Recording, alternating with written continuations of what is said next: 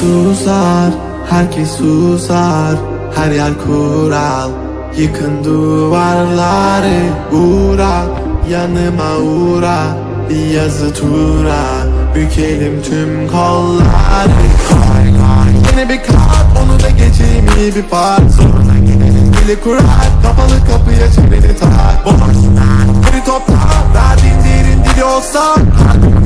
Gidiyorsan, acı diliyorsan, hadi biliyorsan. Üstüne düşmüş ne olur olayım ben. Geriye dönersem yok olayım ben. Konuştum, ara, beni ölmezsem yine ara. Ara, bizi doldursun ara. Üstüne düşmüş ne olur olayım ben. Geriye dönersem yok olayım ben. Konuştum, ara, beni ölmezsem yine ara.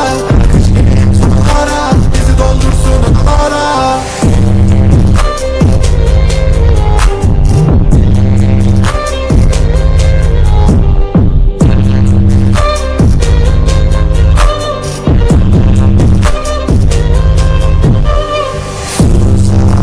Herkes susar, her yer kurar.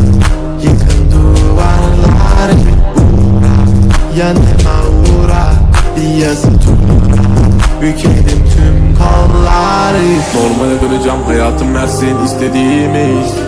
Zorlama düşerim, şeytan duymasın dinlediğimi. Dur Rahman, zorlama kadeh, trip atma. Trip atma, trip atma. Hayatım versin istediğimi. Zorlama düşerim, şeytan duymasın dinlediğimi. Dur Rahman, zorlama kadeh, trip atma. Trip atma.